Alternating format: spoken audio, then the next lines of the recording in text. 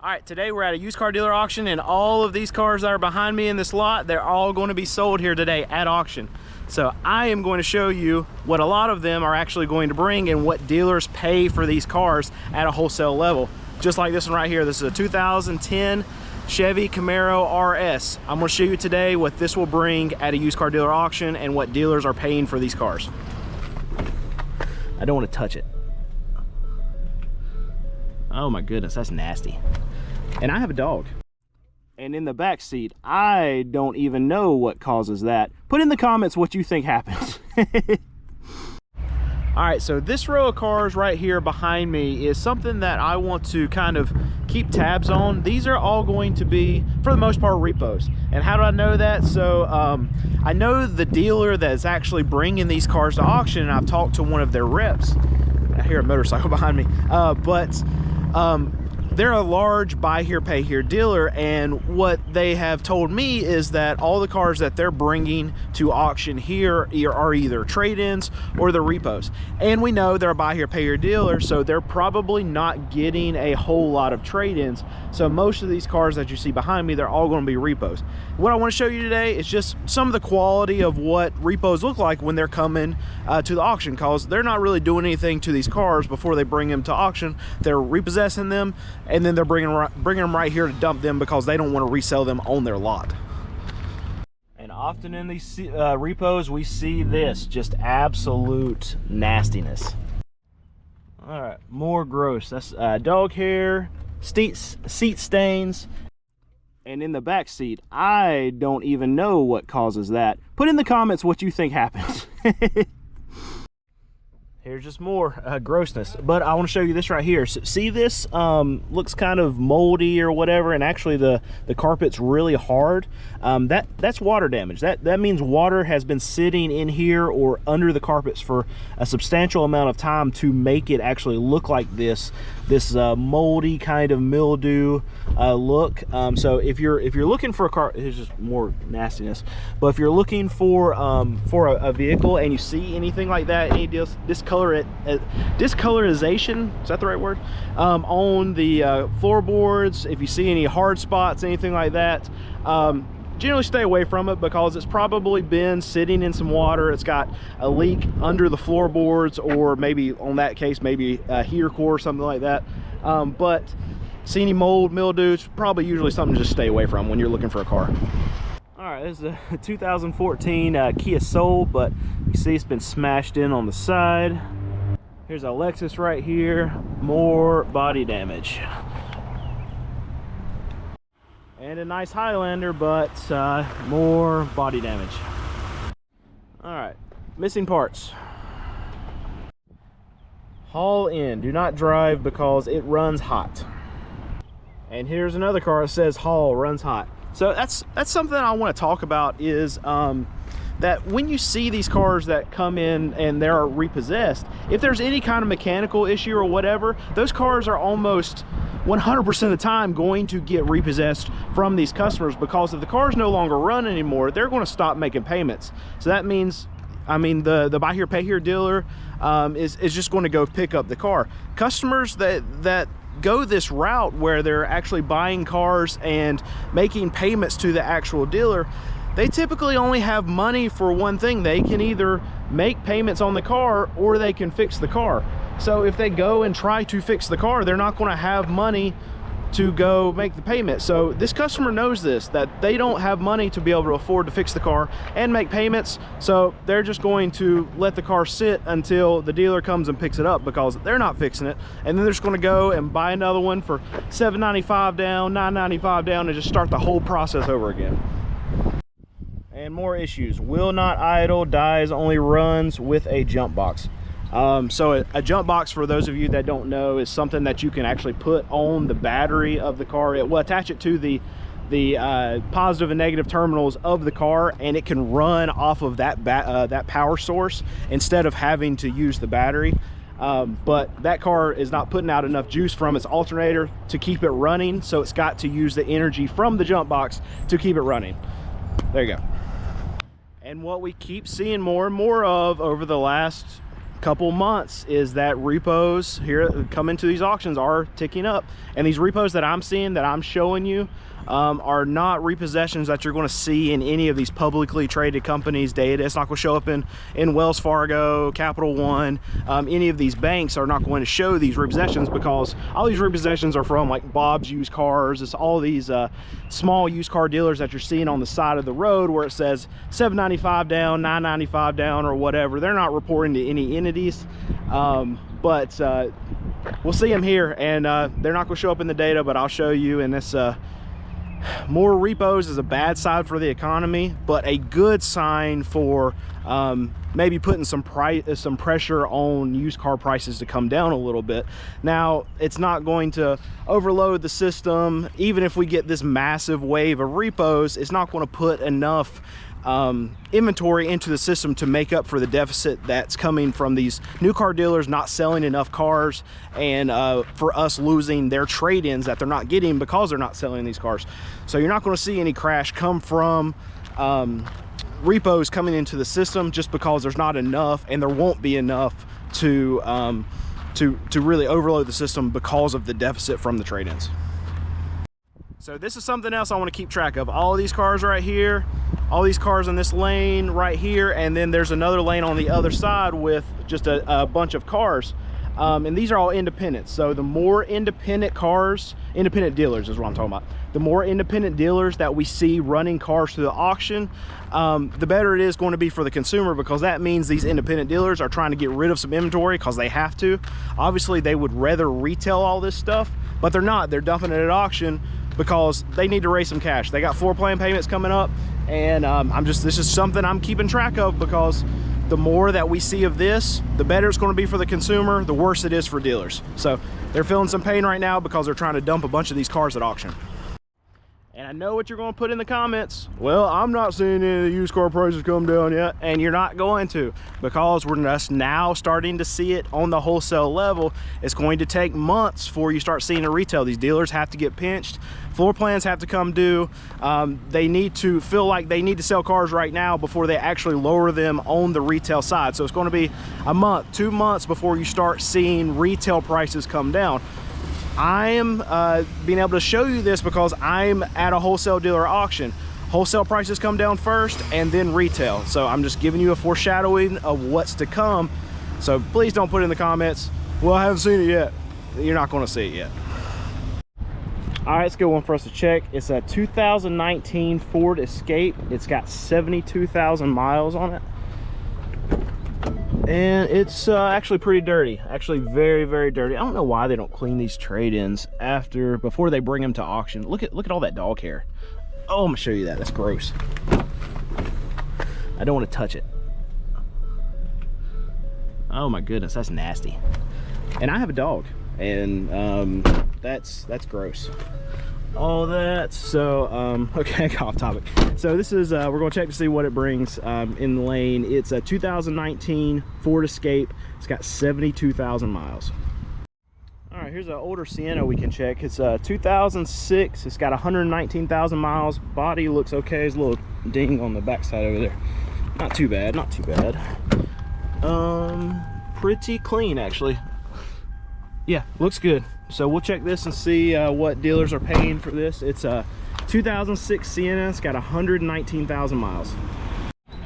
All right, here's a 2019 Optima. It actually looks fantastic. It's got a crack on the windshield, but the body looks great. It's 2019. It's got 59,000 miles.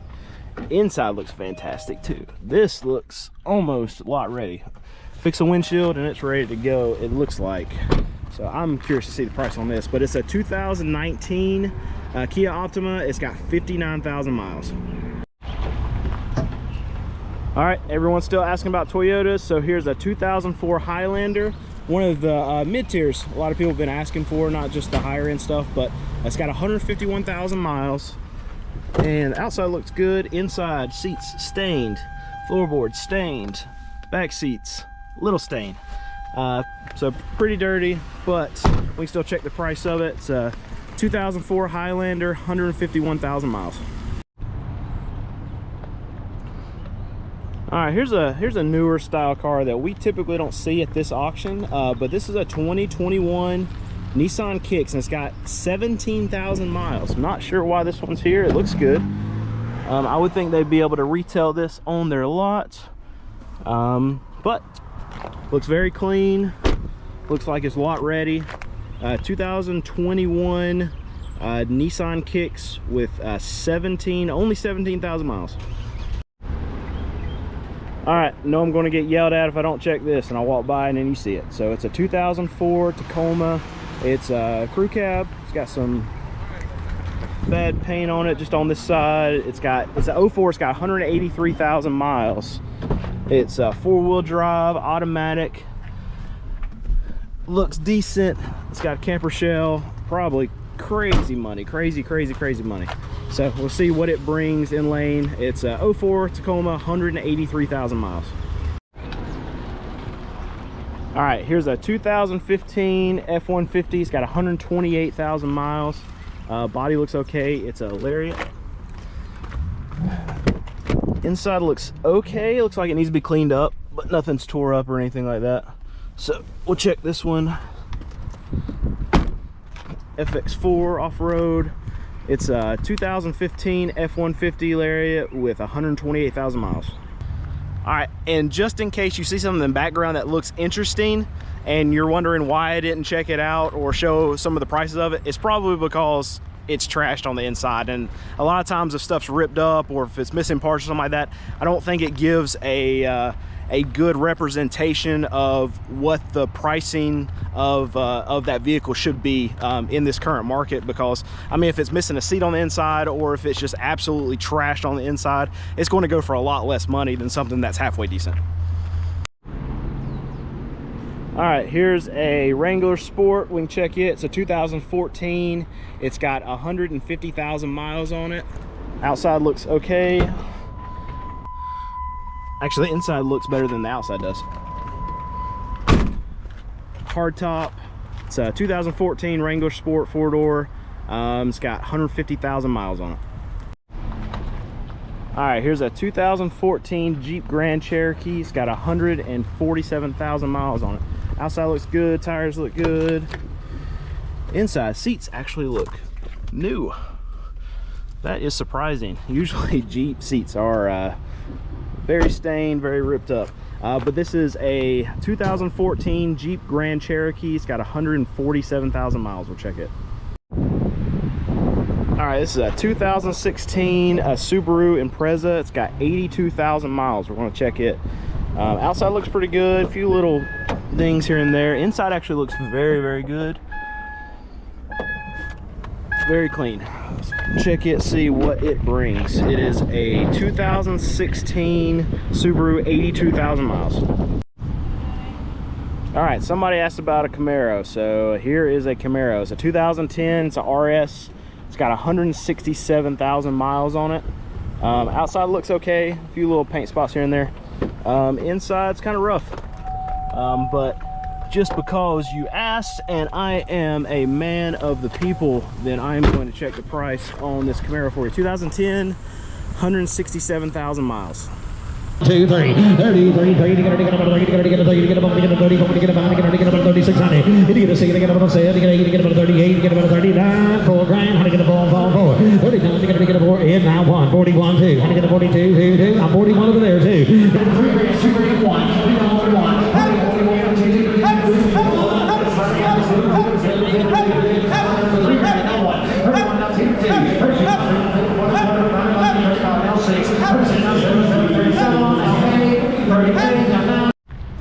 All right, so auction's done, and I actually got 3, and that's surprising. Actually, this past week we've been able to buy some cars. It seems like prices are coming down just a little bit. They had been crazy, and we've been not buying anything. But this week we're starting to buy a little bit again. We're not buying a ton, but we're just dipping our toes into the water because we're getting to the point where we're going to need to start refilling our inventory again. But I mean, we're seeing no sales go up. We're seeing more repos here. We're seeing more if bids go through, and we're seeing the prices come down on the wholesale level. So I think that's a good sign for the whole market as far as prices go. Maybe not great for our economy, but good for as far as used car prices. I think we're just going to keep doing the trend that we've been doing the last couple weeks, and wholesale prices are going to continue to go down just a little bit. Again, you're not going to see it on the retail side. It's going to happen wholesale first. Dealers have to get pinched. We're seeing a lot of these independents run cars through the auction right now. We're seeing more repos. So used car prices are going to come down from here, I believe. All right, price time. So the 2019 Ford Escape had 72,000 miles on it. It sold in lane for $15,300. The 2006 Sienna, it only had 119,000 miles, which is great for that year. It only brought $4,600, and they sold it. So, I mean, that seemed like a good price for that Sienna. Even though it's a 2006, 119,000 miles are good on it. We've been seeing those Siennas with good miles go for $1,000, $2,000 more than that on the wholesale level. So it's good to see stuff like that, that mid-range stuff, not still demanding crazy money. All right, the 2019 Kia Optima with 59,000 miles, it sold in lane for $15,300. I thought that wasn't crazy. Not great, not good, but not crazy. And the seller sold it, which is a good sign. And here's another one. It's the 2004 Highlander at 151,000 miles. It only brought $3,900 in lane, which is not crazy, but the seller said, no, we can't sell it for $3,900, and said it takes $4,500, and the buyer did not want to pay that, so it was just a no sell. So it was good to see that it didn't bring crazy money in lane, but we didn't see the seller sell it, so we still need to see the sellers actually dumping a lot of these cars, even if they're reasonable prices, to see the prices come down more on the wholesale level. All right, the 2021 Nissan Kicks had 17,000 miles.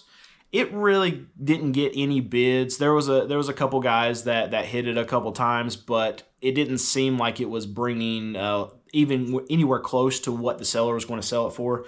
So it was $15,200 in lane, and they put it on an if, but they acted like it wasn't even close. So probably not getting done for that amount. So probably not a good car to use for judging prices, because it's just not going to get done. All right, the 2004 Tacoma, a little four-door automatic four-wheel drive truck, had 183,000 miles. I thought it was going to bring crazy money, like close to 10,000.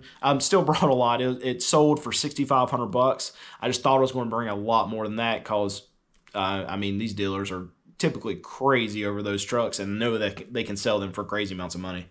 All right, the 2015 F-150 had 128,000 miles. It sold for $22,000. The 2014 Wrangler Sport, the four-door Jeep, it had 150,000 miles on it, and it brought 11,700 in lane, but was put on an if bid. I wasn't able to hear the reserve on that one, so I'm not sure what the seller actually wanted for it. I just know at 11,700 they put it on a phone call. The 2014 Jeep Grand Cherokee had 147,000 miles, and it brought $11,000, and it sold. Again, on this one, I didn't think that was all that crazy. So still prices aren't great. There's not really a whole lot of deals that are being had here, but the prices do seem to not be just astronomical. All right, the 2016 Subaru had 82,000 miles. It sold for $14,000. And you have to tell me in the comments, I actually haven't been following a lot of these newer Subarus, so I'm not sure if that's a good price or not. It seems like a halfway decent price. 2016 Subaru, I think it was a, can't remember, it might have been a Impreza. I actually can't remember now. It's 82,000 miles, and it sold for $14,000. And the 2010 Camaro, the red one, somebody was asking me about checking those out in the comments. It was an RS. Had 167,000 miles. This one really didn't get any bids. It only brought $7,000 in lane, and they acted like it wasn't even close. The seller did say what they wanted for it, and it was $10,000. So Probably if they wanted to get it done, probably $9,000, $9,500. Probably could have bought it, but it's not going to get done just because they're so far away. Brought $7,000 in lane, and the seller wanted $10,000. All right, so what did we see this week? We saw more no sales, more if bids, like we saw last week. Looked like there was a few more repos than we've been seeing there, and a lot more independent dealers dumping stuff. So something to just keep track of. It looks like prices were not insane from at least the stuff that I was checking out. Stuff that I bought seemed like prices were not crazy. Still not good deals, but not crazy like they have been over the last month, over the last 2 months. So I still believe, and I'm going to hold to this until I see something different. I think we're continuing that trend down now. We've already peaked on the used car prices during tax time, and now we're going to just continue what we were doing back in the fall, back in winter, with that just slow trend down of wholesale pricing. And then 2 months from now, hopefully you're going to start seeing it in the retail side as these used car dealers get pinched. So don't tell me in the comments that, oh, I'm not seeing prices go down. No, you're not going to see prices down yet on the retail side. It's going to take a month. It's going to take 2 months before you start seeing it.